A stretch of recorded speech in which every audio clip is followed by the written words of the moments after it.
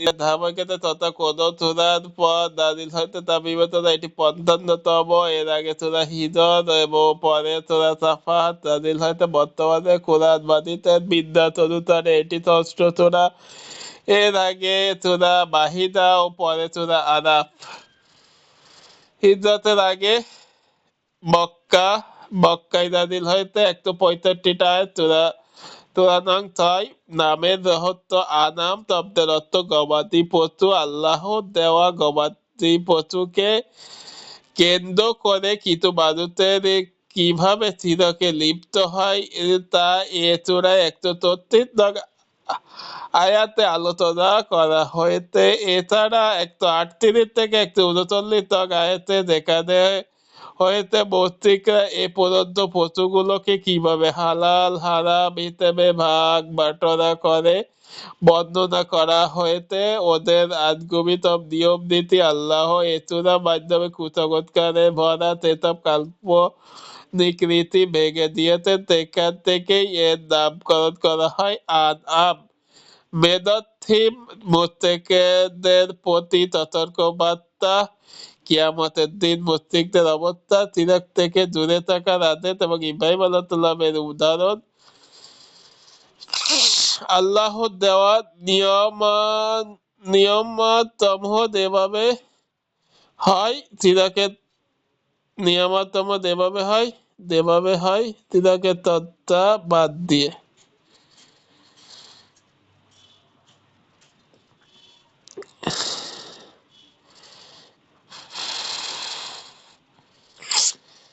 তোরা আনামের তেজ সম্পর্ক তোরা শুরু হয় প্রশংসা তবে আল্লাহ তিনি আকাশ ও পৃথিবী সৃষ্টি মহাকাশ ও পৃথিবী সৃষ্টি করেছেন। তবুও অকৃতজ্ঞ লোকেরা তাদের রবের সঙ্গে শিরিক করতে।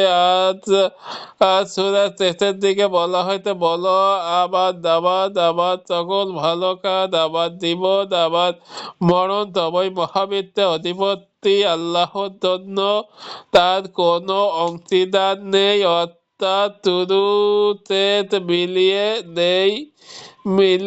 মিলিয়ে এই সূরার আল্লাহর একত্ববাদের নির্দেশ ও তার শিরক করতে নিষেধ করেছেন।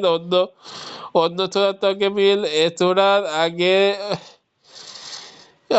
সূরা হলো সূরা মাইদা, যাতে বলা হয়তো মহাকাশ পৃথিবীর ও সেসবের মাঝে যা কিছু আছে সবাই আল্লাহর রাজত্বের অধীন। তিনি সবকিছুর উপর ক্ষমতাবান। অনুরূপ আলোচনা করা হয়েছে এই সূরার শুরুতে। প্রশংসা তবই আল্লাহ, তিনি মহাকাশ ও পৃথিবী সৃষ্টি করেছেন। তবু অকৃতজ্ঞ লোকেরা তাদের রবের তাকে শিরিক করে চলেছে। তাদের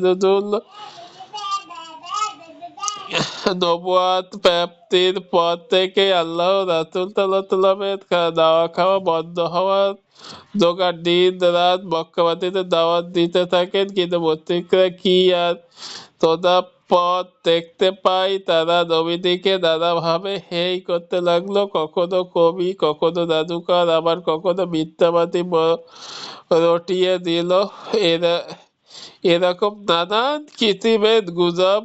উপরোক্ত কেউ ইসলাম গ্রহণ করলেই তার উপর শুরু হয়ে যেত কুরাইশদের রকমারি জুলুম। দিন দিন এই অত্যাচারে মাত্রা বাড়তে লাগলো।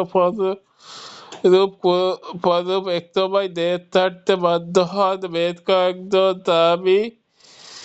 আর ওই সময়টাতে আল্লাহ রাসূলকে সাহায্য সহযোগিতা করার মতন কেউই ছিল না। আল্লাহ তাকে ধৈর্য ধরার উপদেশ দিলেন। ধৈর্যের বিনিময়ে তিনি অনন্য নবীকে বিদায় দিয়েছিলেন। আল্লাহ তাআলা মনে করিয়ে দিলেন সে কথাও। আর এর অল্প কিছু পরই আশার আলো জ্বলে ওঠে মদিনার আরত ও খাইরাস গোত্রের নেতারা এলেন, নবীজিকে মদিনার সাদরে বরণ করে দিলেন। আর ধীরে ধীরে মুসলিমদের সংখ্যা বাড়তে থাকে। সেখানে তৈরি হয় একটি মুসলিম রাষ্ট্র। নবীজি ওখান থেকে অনেকগুলো যুদ্ধ পরিচালনা করেন। একসময় মক্কা বিজয় হয়, আল্লাহ তার নবীকে দেওয়া ওয়াদা পূরণ করলেন। আল্লাহ এ সূরায় নাযিল করলেন। ওই তবাকা মুশরিকদের হালচাল তুলে ধরলেন, ফুটিয়ে তুললেন। ওদের দ্বারা বিকৃতি ও অসদাচরণ বন্ধ করে এক আল্লাহ ইবাদত করতে আর তা না করলে কঠিন শাস্তির হুঁশিয়ারি দিলেন। সেই সাথে মুসলিমদের দিলেন আসন্ন বিজয়ের সুসংবাদ। তিরমিজি, ইবনে মাজাহ। সেগমেন্ট: সকল নবী রাসূলের আহ্বান তাওহীদ। সকল নবী রাসূল আল্লাহ তাআলা সঠিক পথ দেখিয়েছেন, আর সে পথ হলো তাওহীদের পথ। আইনের তৈরি কর্তৃত্ব একমাত্র আল্লাহর হয়। আল্লাহ তত্ত্ব ও ইনসাফের পূর্ণবাদী, পাল্টে দেবার ক্ষমতা কারণ নেই। নতুন করে আইন বানানোর ক্ষমতাও কারণ দেওয়া হয়নি। তাওহীদ ও শিরক দ্বন্দ্বে তার কথা। আমার নামাজ, আমার যাবতীয় ভালো কাজ, আমার জীবন, আমার মরণ সবই আল্লাহর জন্য। সুবহান রাব্বিল আলামিন। ফজিলত: কোরআনে অল্প কিছু সূরা রয়েছে আলহামদুলিল্লাহ দিয়ে দিয়ে মানে আল্লাহ প্রশংসা করার মাধ্যমে। সূরা আল-হামদ এগুলোর একটি। বাকিগুলো হলো সূরা ফাতিহা, সূরা কাহাফ, সূরা ফাতির এবং সূরা সাবা। সূরা আনাম। নবী সাল্লাল্লাহু আলাইহি ওয়াসাল্লাম প্রথম 4টি সূরা জ্ঞানী। নবী সাল্লাল্লাহু আলাইহি ওয়াসাল্লাম বলেছেন, যে ব্যক্তি কোরআনের প্রথম 4টি সূরা আঁকড়ে ধরে সে জ্ঞানী। আর আলহামদুলিল্লাহ দিয়া শুরু সূরা ফাতিহা, সূরা আনাম, সূরা কাহাফ, সূরা ফাতির, সূরা সাবা। কদমিবেন: সকল ক্ষেত্রে আল্লাহ বিধান মেনে দিলে আল্লাহ মানুষের অন্তরে দুশ্চিন্তা মুক্ত ও উদার করে দেন। সূরা আনামের গতিপথ: তাওহীদ, মহাকাশ ও পৃথিবী এবং এগুলোর মধ্যে যা কিছু আছে, আল্লাহ সব কিছু একমাত্র মালিক। আর নিয়ম তো একটাই, মালিকের আদেশ অনুযায়ী গোলামরা চলবে। মহাকাশ তাওহীদ: মহাকাশ ও পৃথিবী এবং এগুলোর মধ্যে যা কিছু আছে, আল্লাহ সব কিছুর একমাত্র মালিক।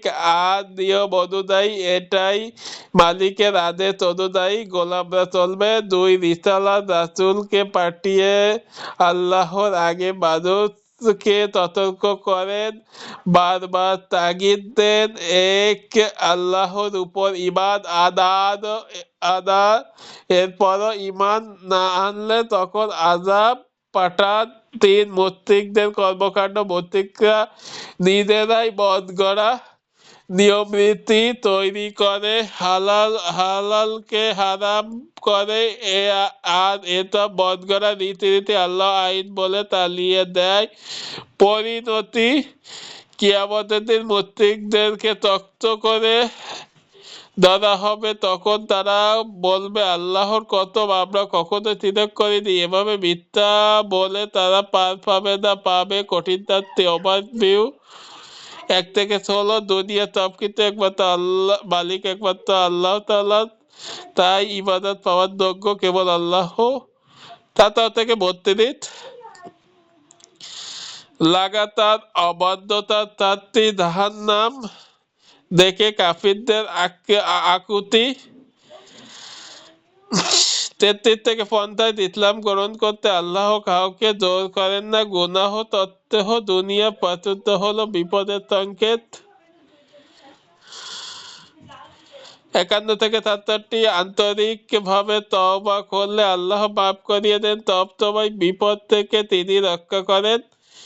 68 থেকে 83। উপকার কিংবা ক্ষতি করার কোনো ক্ষমতা মুক্তির নেই, তাই ওগুলো ভয় পাওয়া নিয়ে বোকামি। 84 থেকে 99। মৃত্যুর পর আল্লাহর সামনে মানুষ একাকী হাজির হবে, যেভাবে দমের সময় একা এসেছিল। কোরআন না মানলে ক্ষতি মানুষের মুশরিকদের উপাস্যের গালি দেওয়া যাবে না, কারণ জবাবে তারা আল্লাহকে গালি দিবে। 100 থেকে 117। দেখি তো 118 থেকে 134 আগে জালিমদের ক্ষমতা দেওয়া হয়, আর নবীদের মাধ্যমে আল্লাহ তাদের সতর্ক না করে আল্লাহ শাস্তি দেন না। 135 থেকে 147 আয়াত পর্যন্ত নিজেদের মন গড়া আইনের কোনটা হালাল আর কোনটা হারাম মস্তিষ্ক সেসব ঠিক করে। 148 থেকে 165 মুমিন কখনো কাফিরকে অনুসরণ করতে পারে না, আর শুধু ঈমান আনলে চলবে না, তাতে তাতে তাতে করতে হবে ভালো আমল। Case study. মানুষ যখন দিনের পর দিন আল্লাহ তার বিধানকে প্রত্যাখ্যান করে তখন তার ফলাফল হয় খুবই ভয়াবহ। এদের অন্তরের উপর তখন আল্লাহ পর্দা টেনে দেন, ফলে এদের তিনটা মোহন মেরে দেন, ফলে এদের তিনটা শক্তি নষ্ট হয়ে যায়। এরা সত্য আর মিথ্যাকে মিথ্যা হিসেবে ধরতে পারে না, ফলে এরা হয়ে ওঠে আরো বেপরা আর আরো উদ্ধৃত। খেয়াল করলে দেখবেন দুনিয়ার বাতিলদের গলার আওয়াজ বেশি চওড়া হয়, অহংকার এদের ঘাড়ে রগ ফুলে ওঠে। ভুল ধরার পর এরা কোনোভাবেই সেখান থেকে ফিরে আসে না, নিজেদের ভুল কখনো স্বীকার করে না। তাই আমাদের নিজেদের ভুল এরা কখনো স্বীকার করে না, তাই আমাদের নিজেদের সাবধান হওয়া ভীষণ প্রয়োজন। কোনো ভুল হয়ে গেলে সেটা স্বীকার করে দিতে যেন আমরা সংকোচ না করি, অহংকারের পথে তো সত্যকে যেন অস্বীকার না করে বসি। সহিহ মুসলিম 1599, তিরমিজি 3334।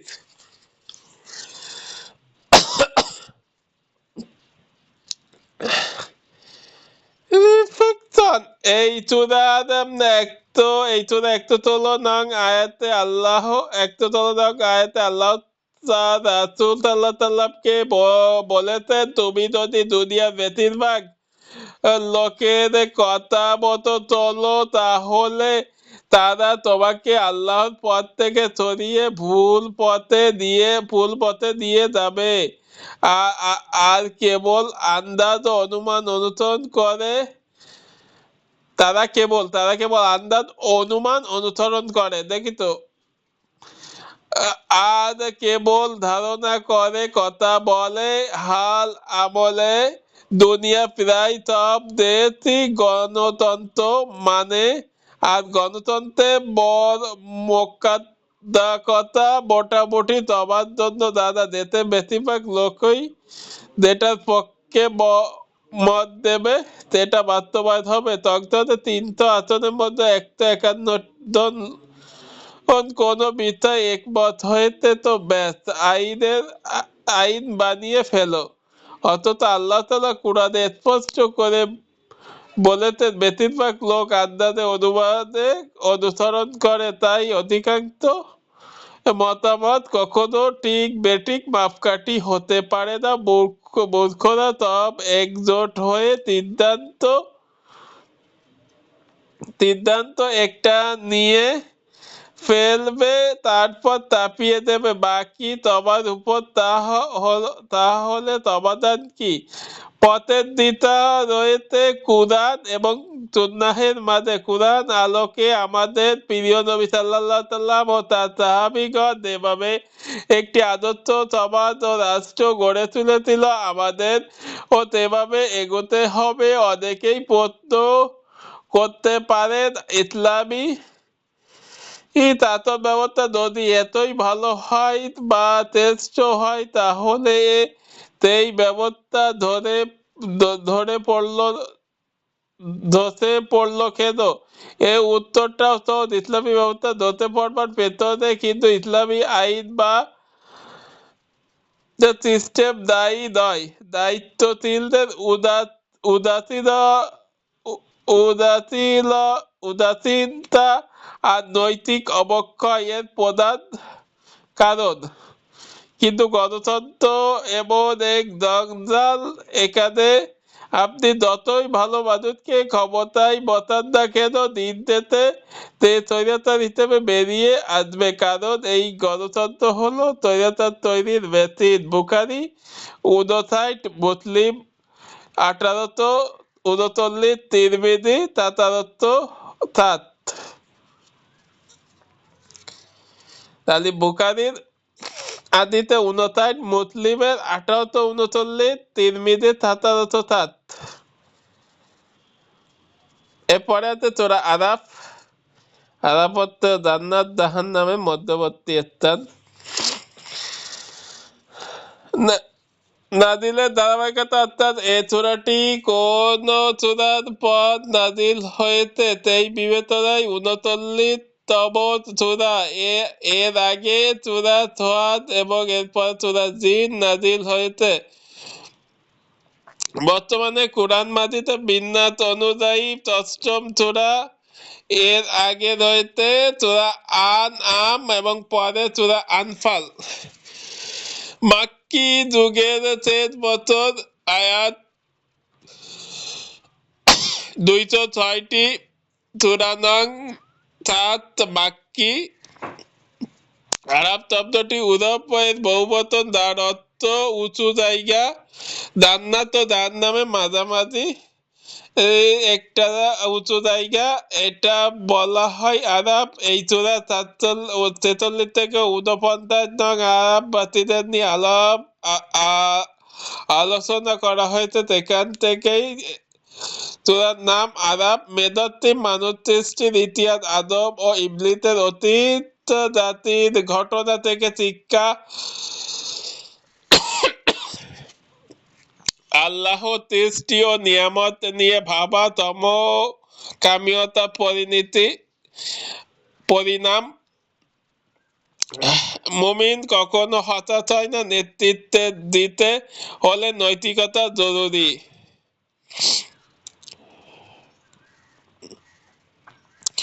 সূরার প্রথম দিকে বর্ণিত হয়েছে নিকৃষ্ট আচরণ, অর্থাৎ ইবলীসের কর্মকাণ্ড। এতে অহংকারে বাদে আল্লাহর আদেশ অমান্য করার কথা। আল্লাহ তাআলা সূরাটিতে উত্তম বৈশিষ্ট্য হিসেবে ফেরেশতাদের উদাহরণ টানলেন, অর্থাৎ কোন আচরণ হতে আমাদের সতর্ক থাকা উচিত আর কেমন আচরণ মুমিনদের জন্য মানানসই। শুরু ও শেষের এই আলোচনা এই সূরাটি পূর্ণতা পেয়েছে।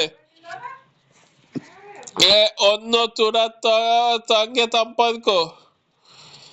এই সূরার আগে সূরা হলো সূরা আনআম, যার শেষ অংশে আল্লাহ তাআলা বলেছে তিনি এই আগের লোকদের সরিয়ে দিয়ে তোমাদের দুনিয়ার ওয়ারিস বানিয়েছেন। আর এই সূরার শুরুতে আল্লাহ তাআলা ওয়ারিস এর ব্যাখ্যা বলেন, আমি তোমাদের দুনিয়ার রাজত্ব ক্ষমতা দিয়েছি আর তাতে সৃষ্টি করেছি তোমাদের বেঁচে থাকার উপকরণ। তাদের নজরুল সূরা আরাফ ও সূরা আনামে মাক্কি যুগে প্রায় একই সময় নাজিল হয়েছে, অর্থাৎ একটি আগেও একটি পরে। আর দুটি সূরা নাজিলের হেতু ও প্রায় একই রকম।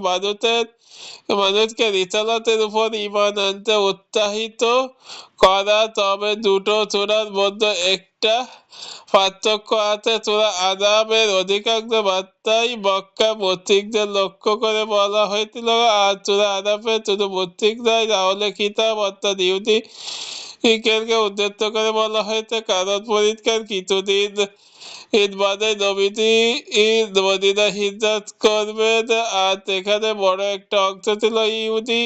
তারা নিজেদেরকে আসমানী কিতাবের অনুসারী বলে দাবি করত, আর সত্যি যদি তার আত্মাদি কিতাবে অনুসারী হয় তাহলে তো কোরআনের বাণী শুনেই বুঝতে পারবে এটি আল্লাহর পক্ষ থেকে এসেছে। এজন্য তাদের আগে থেকেই সম্বোধন করে বলা হচ্ছে রাসূল আসছেন, তৈরি থাকো, তিনি দাওয়াত দিলেই তা কবুল করে দেবে, তার উপর ঈমান আনবে। ওদিকে মুশরিকেরা যে গোত্রমিল করেই যাচ্ছিল, এর জন্যই এই সূরা বারবার তাদের সাবধান করা হয়েছে, স্মরণ করিয়ে দেওয়া হয়েছে কঠিন আযাবের কথা। সর্বোপরি সকল মানুষকে আল্লাহ ও তার রাসূলের উপর ঈমান আনার জন্য তাগিদ দিতেই এ সূরা নাযিল করা হয়েছে। কুফরি তাফসীর সেগমেন্ট।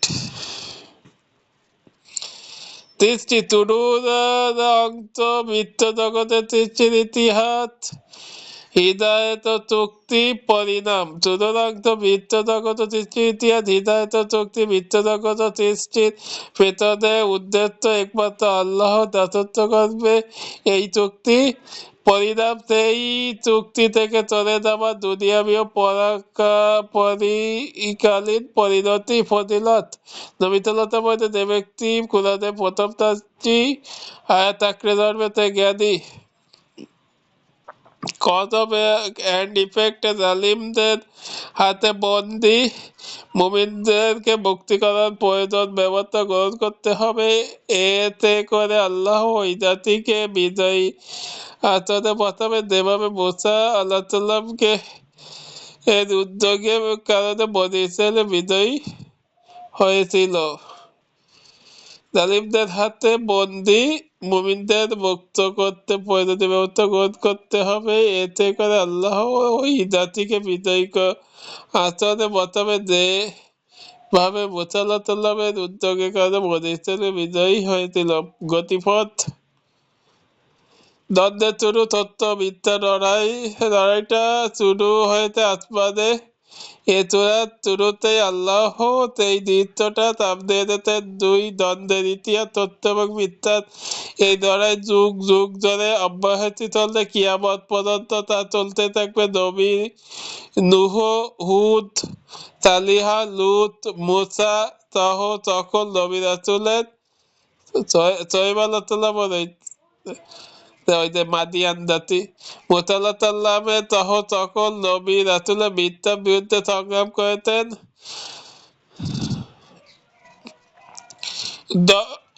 দ্বন্দ্বের ফলাফল মিথ্যার বিরুদ্ধে প্রতিবাদেই সত্যের বিজয় হয়েছে। হয় মিথ্যাবাদীরা সত্য মেনে নিয়েছে অথবা ধ্বংস করা হয়েছে ওদের। শিক্ষা, এই ফলাফল থেকে হাল জামানার মানুষকে শিক্ষা নিতে হবে, তারা সত্যকে বেছে নিয়ে জয়ী হবে নাকি মিথ্যাকে আঁকড়ে ধরে অপমানিত হবে। ওভারভিউ।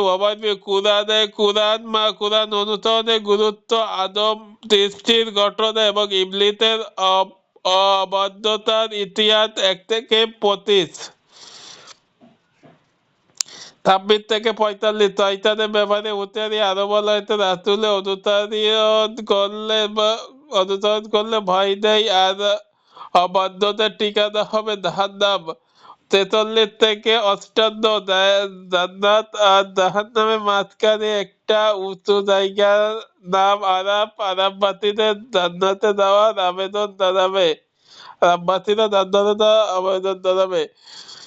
59 থেকে 72। নূহ ও আল্লাহ সাল্লামের ঘটনা বর্ণনা করা হয়েছে অবাধ্যতা শাস্তি হিসেবে। উভয় নবীর জাতির উপর আল্লাহ গজব প্রয়োগ করেছিলেন।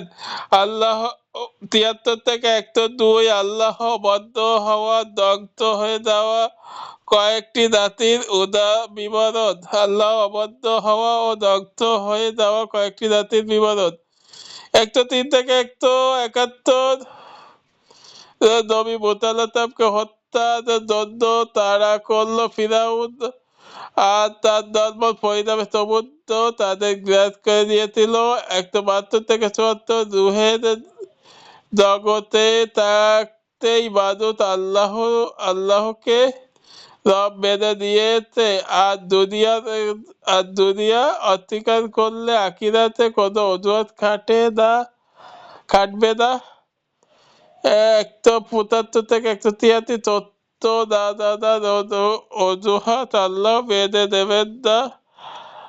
এছাড়া অবাধ্য দ্বারা আল্লাহ নাম বিকৃত করে তাদের জন্য আছে জাহান্নাম। 187 কিয়ামতের জ্ঞান আছে কেবল রবের কাছে, তবাই মতো তিনি কিয়ামত ঘটাবেন। 187 তাকালো তোমরা আল্লাহকে ডাকতে হবে, তাদের ডাকতে হবে মনে মনে নরম দিলে ভয় নিয়ে। আর দ্বিতীয় আওয়াজ 188 থেকে 206 কেইটব স্টাডি। এছাড়াই লূত আলাইহিস জাতির ঘটনা উল্লেখ করা হয়েছে। তার জাতি সমকামীয়তার মতন ভয়াবহ খারাপে লিপ্ত ছিল। এজন্য কাজকর্ম দেখে লূত আলাইহিস তাদেরকে বললেন, তোমরা এমন এক কাজ করতো যা আগে জগতে কেউ করেনি। তোমরা নারীদের দেখে রেখে পুরুষদের সাথে মেলামেশা করতো, এ তো চরম প্রতিভা লঙ্ঘন। তখন তারা জাতির লোকেরা জবাব দিল, লূত ও তার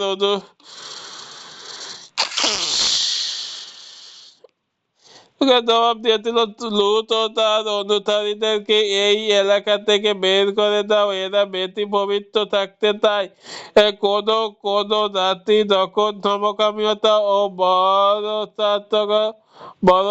বরদাস্ত করে তখন আল্লাহ ওই জাতির বিবেক বুদ্ধি উঠিয়ে দেন।